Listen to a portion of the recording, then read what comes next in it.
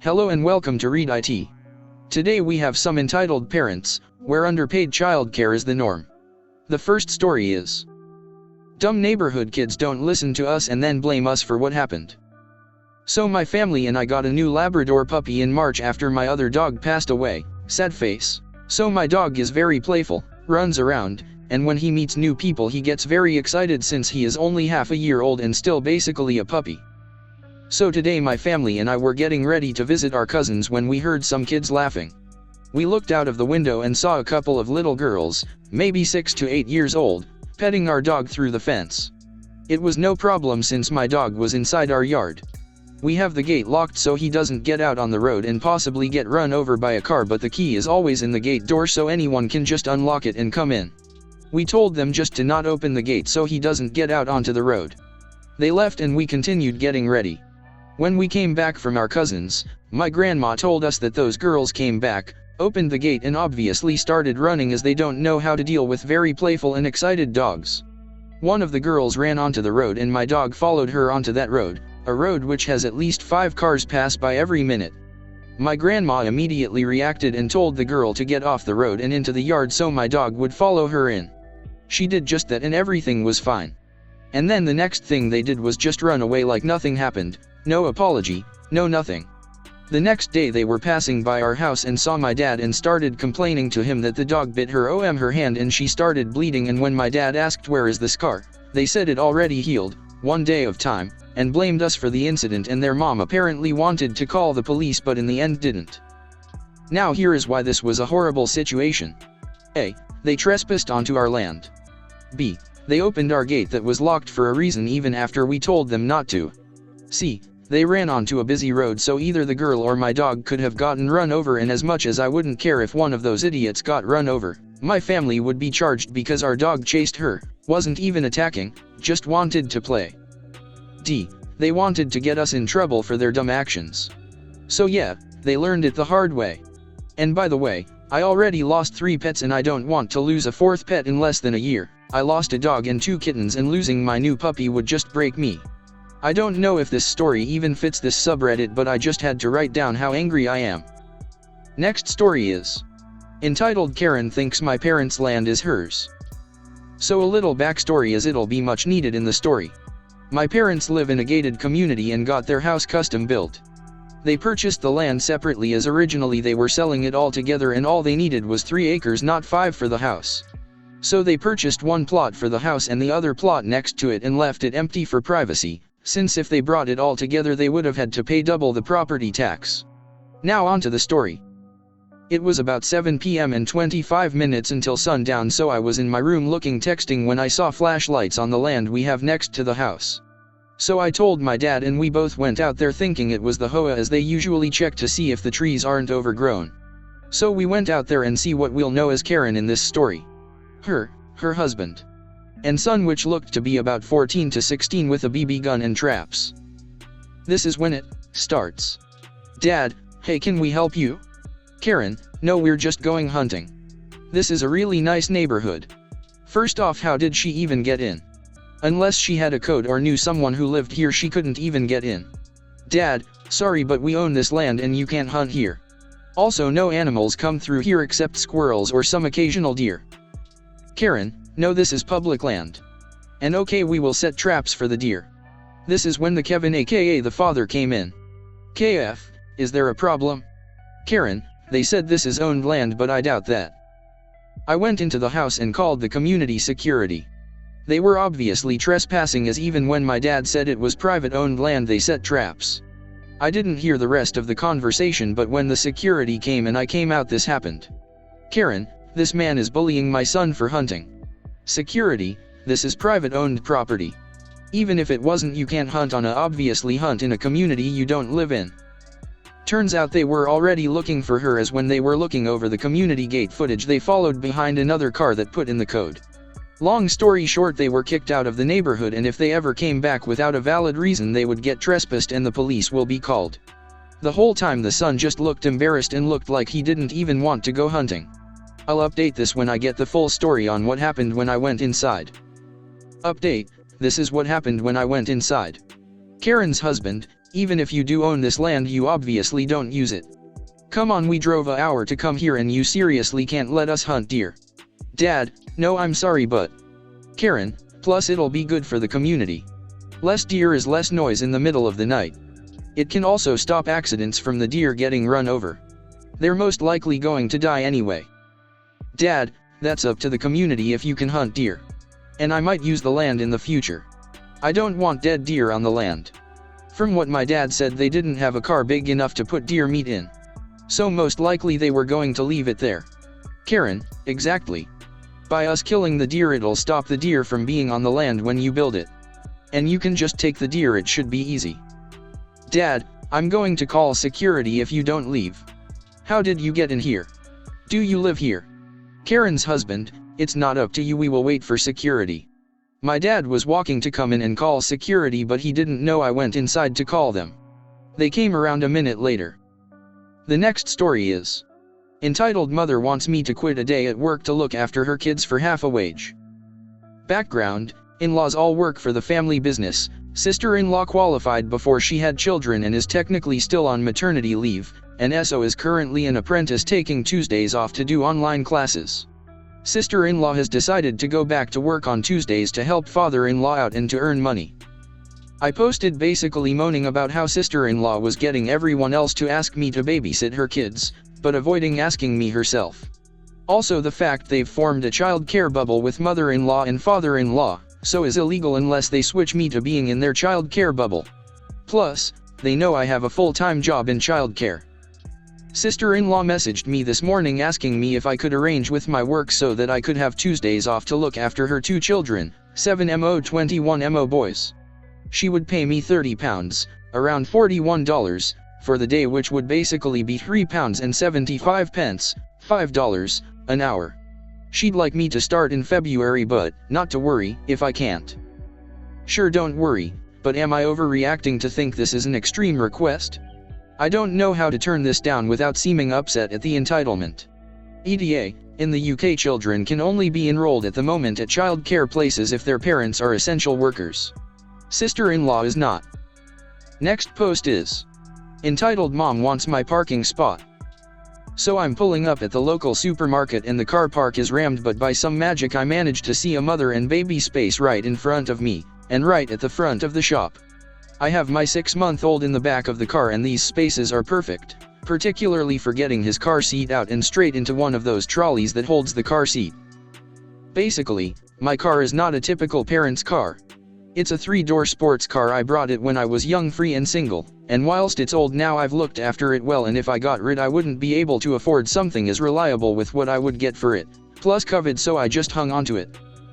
After I pull up I notice a huge family wagon which must have been behind me stop and block me in where I'd park, and a lady opens her door.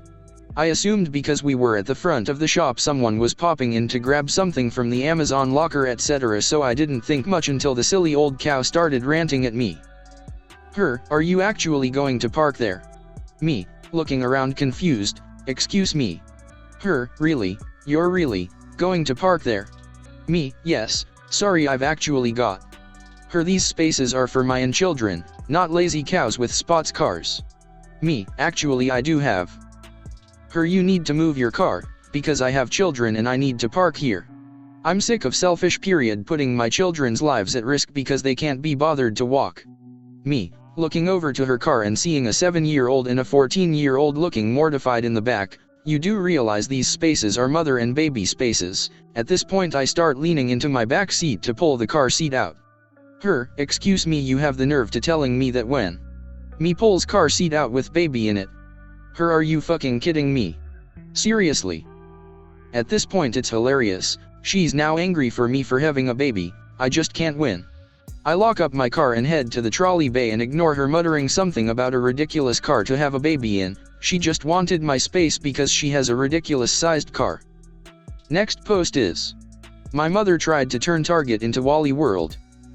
This happened a few weeks ago. We were standing in line at Target. My son was with us. There was a bit of confusion where the self-checkout line was, and where the regular checkout line was. The man ahead of us was about 5 feet in front of our cart. Mom and I were talking, a woman came and stood between us and the man in front of us. She realized fairly quickly she was in the wrong line, and that she had cut in front of us. Woman realizes, and walks to self-checkout. As she is walking away, my mother yells out, "Self-checkout is over there, ma'am." The lady turns to us, looks at my mom like she has 7 heads, smiles, and says thanks. She keeps walking toward self-checkout. Again, my mother screams at this lady, "You can't cut in line. This isn't self-checkout, ma'am." Everyone is now staring at us. My son is horrified. He's never seen his mama act like that before. "Why the hell are you screaming?" She was already walking away. I kind of yelled it at my mom. My mother says, "I know she was, but she's a B and needs to be told off." I say nothing, just continue to move along the line and pay. As we leave the store, guess who we run into? The woman apologized if she upset my mother, and told us to have a blessed day. My mother, who can't live without the last word, tells this woman, "Maybe next time you'll pay more attention to what's around you." I just walked away at that point. I can't even. When we got home, my son asked me why mama was acting like a baby at the store. I had no answer for that one. Next post is, Grandma gives entitled cousin winning tile. Hi, so I'm really pissed off about what just happened. Grandma isn't that entitled, but feels entitled to let my cousin get his way. He is the most spoiled, obnoxious kid I've ever met, and yet I find myself going to his house to play mahjong a few times a week. Just so that my post doesn't get removed, his M is part of the reason he's so entitled. She always has to let him have his way. So we were playing mahjong, and if you don't know how to win, it's simple. You need to complete your final set of 3 consecutive tiles or 3 identical tiles to win. Now, at the start of your turn, you take a tile from the side, and then decide to discard 1 tile. This can be the tile you just drew or one in your hand. Since my grandma was helping us and teaching which tiles to discard and which to keep, she knew what our hands looked like. She also knew that we both wanted the same tile.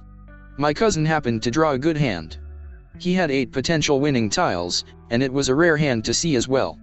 I was also on the verge of winning, and I had 2 potential winning tiles. T him have his way. So, the order of play goes my grandma - my cousin - me. The seat I was in let me see the cards my grandma drew, and she happened to draw my winning tile. I forgot to mention that in mahjong, you can pick up others' discarded tiles if you have a combo. Anyways, my grandma knew that we both wanted the same tile, but she didn't do the sensible thing of discarding the tile and letting me take it. She didn't need the tile, so in a normal play she would have gotten rid of it anyway. But you know what she did? She put the tile back and drew another one. She said, "Hey, ops cousin, I'll let you draw this one." Cousin draws the tile, ends up winning with a really big hand, much to my displeasure.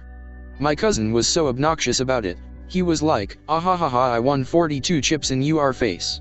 He took a picture of it and everything, and yelled, "Don't touch my tiles." I just can't believe my grandma would let the little brat win. If he managed to win that miracle hand on his own, then fine, but it was served to him on a silver platter. He cheated, and I lost because my grandma let him have things his way. We all know that my cousin is the type of person to throw a fuss if he loses, and he never accepts that he lost. My relatives always let him win, even if they know that he's spoiled rotten. He has to be special and use his expensive chef's knife to cut chicken wings. Did I mention he's in 6th grade? He has to eat anything that has a remote shard of bone with his hands. He's selfish and greedy, and can't take a small joke. His parents and rich relatives spoil him with luxury brand pens that he'll never use, and stupid $1,000 professional chef's knives. He hits and yells at his mom, who is an M. Oh well, he's getting shipped off to boarding school next year and I couldn't care less. And the last story, also my favorite story today. Uncle Bobby, the Entitled Witch and the Wild Ponies. Hello all, Uncle Bobby is an amazing man and like Aunt Rose will feature a lot in the stories of my youth. This particular one is something that happened when I was young. I don't remember much of it myself due to the hospital trip, but we've pieced enough together. Cast: Uncle Bobby, Entitled Witch, our entitled mother, entitled jerk, entitled father, myself, the POA herd. Ponies of America, 20 of them. TLDR, at the bottom. So the pasture closest to the road was just under 15 acres of fenced-in area. The ponies or horses had a private pond we kept pretty clean with a few well-placed tubs of water around the place as well. We used this pasture as a way to train horses not to be afraid of cars, trucks, or buses. It worked pretty well. Horses would graze near the fence line and get steadily used to car noise. This was how Uncle Bobby trained horses, slow and steady. Some motorcycles roared by and the horses would bolt. In the pasture they had plenty of room to run if they did spook at the sounds from the road. On this day, the pony herd was out and about in the pasture, including my POA, Lucifer. He started out his life as Angel Bear, then earned the name Lucifer when he turned 3. No more sweet, cute loverboy antics. He knew how to turn on the hose, he knew how to aim the hose, he knew how to open stall doors, he knew how to open the grain room. I could go on and on about all the pranks Lucifer would pull, but that would stretch this story to epic proportions. One thing I will mention about Lucifer is he adored mud. Absolutely adored it. He would roll in mud, he would rub mud into the sides of other ponies or horses, and he would do so gleefully. So let's say you had a herd of 20 well-looked-after ponies set out to the pasture. By the end of that first hour you would have a bunch of muddy-looking fools. That's what happened on the day this story takes place on. The herd had been turned out. We had 4 new trail ponies with the group of old pros. It helped teach the less experienced ones about how to handle the traffic on the road, another thing Uncle Bobby insisted on.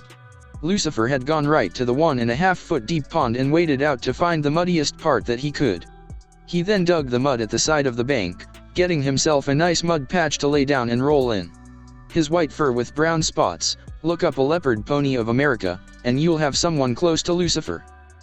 I was coming to the pasture to make sure all the water troughs were full and clean and fill the center feeder with some alfalfa and rolled corn when I noticed a man and woman out in the pasture. The man was trying to bait a few of the ponies closer to him, clucking at them and holding an apple in his hand. The sun had set at this point and the couple's focus was completely on the ponies. I noticed a van in the pasture and found they'd broken the lock on the gate near the road, pulled into the pasture and had a U-Haul trailer behind their van. I froze as I realized we were dealing with horse thieves. I didn't scream. I shook one of the bucket that contained corn and every pony started to head right towards me. They were happy to see me. The couple was not. The man snarled that these were their horses and how dare I trick them with food like that as he started coming towards me. He had a dog leash in his hand, not a lead rope, and a dog collar was already around the smallest point of one of the ponies' necks. I told the man as I backed up, these were our ponies and we raised them. The man was very angry as he moved closer, talking in a low, even tone that I had better sit down and shut up or else. Some part of my brain realized he was talking quietly, not screaming at me. So I screamed and tried to duck in with the horses. I managed to let out another scream before the man punched me in the face, hoping one of my family would be close enough to hear. I hit the ground and saw a mud ball knock into the man's side as my vision went hazy and dark. From this point on, this is from my Uncle Bobby's point of view, me. I'm knocked out cold in the pasture. Well, Uncle Bobby heard a little girl's scream and grabbed the barn rifle, the walkie, and got on Sammy's back. The two of them took off down the path to where they'd heard the scream and knew where I should be. Sammy was a mixed breed horse of Appaloosa, Tennessee Walker, quarter horse, and standard bred. He was Uncle Bobby's horse and this boy needed no saddle, bridle, or any tack when it came down to business. Uncle Bobby rode hard down to the pasture to find a man with a hand around my ankle, Lucifer digging his teeth into a woman's arm, and the entire herd circling around in a panic. At some point along the ride, he'd used the walkie to contact anyone else nearby that he could with. Brat screamed, "Get down to the pasture now." Uncle Bobby and Sammy did not open the gate. They flew right over the fence and rode hard towards the pair. Uncle Bobby slid off Sammy's side and aimed the gun right at the man, ordering him to drop me. He thought he was watching someone try to kidnap his niece. Well, the man dropped me, seeing the gun pointed at him as Bobby moved towards me and made the man back up. The woman screamed and slapped Lucifer hard enough that he let go and went snorting off to join the rest of the herd. The man and woman took off running for the van and trailer as Uncle Bobby checked on me. The thought of them getting away with trying to kidnap me did not sit too well with Uncle Bobby. He saw the trailer and thought there might be other young kids thrown in the back there, and so he did what a reasonable adult, armed with a rifle, would do. He unloaded every bit of ammo into the van, and when a few of my brothers and cousins showed up, they proceeded to do the same. The couple hid on the other side of the van, screaming at them to stop, and one brother went off to call an ambulance and the police. The couple was held at gunpoint while Uncle Bobby checked the trailer. He found it was empty and tore through the van looking for other kids. He was so relieved when he found no other kids in the van or trailer but refused to let the couple go. The fire department arrived first. The medic they had attended to me, though I was mostly unresponsive. I did come to for a few seconds, though I don't recall this. The police arrived and put the trespassing, crying pair in handcuffs before getting statements. The couple tried to explain they were trying to catch wild ponies and take care of them, and one of the ponies had knocked into me and knocked me out. That didn't track with what Uncle Bobby had seen of me being dragged by my ankle instead of carried like someone usually would over an injured child. It didn't go well for the couple at all. They swore up and down they hadn't been planning a kidnapping, but at that time a few cities over, a few kids had gone missing. So of course the police jumped into an investigation, as they should. This couple's home was searched, as was everything they owned. I came to at the hospital and managed to give my statement, and everyone came to the conclusion that the man had been trying to get rid of the body, which still gives me chills. After a lot of investigating, it came out that the couple's child had been to a birthday party where they had ridden one of our ponies. They wanted the pony but couldn't afford it, so they had planned to bring the pony to their home, keep it in the backyard as a pet, and let their child ride it whenever they wanted. When they had come to see all the ponies out in the pasture unsupervised, they decided to take a male and a female so they could breed their own since they had the space. The man went to jail for just under 5 years and had to pay some hefty fines. The wife lost custody of the children they had and went to prison for about a year. At the trail they tried to explain they thought the horses were wild, despite the barn they had previously constructed in their backyard, and that they hadn't meant to hurt me at all. They tried to use photographs from the road into the pasture as evidence of abuse, and all our horses were checked over for signs of neglect. None was found. Even in the photos the mud wasn't fully dried. I made a full recovery from my concussion and the hoof print shaped bruises faded away too. The couple tried to go after Uncle Bobby for excessive use of a weapon or some BS like that, but no one bought it. All in all, I might be the baby brat in the family, but I know if I ever need help my family isn't far. It's a comforting feeling to know. It's also nice to have a pony in your corner. If it wasn't for Lucifer that night, I wouldn't be here to write down all these stories. TLDR, a couple tried to steal a few ponies and punched a child. Lost their children and got jail time for attacking a minor.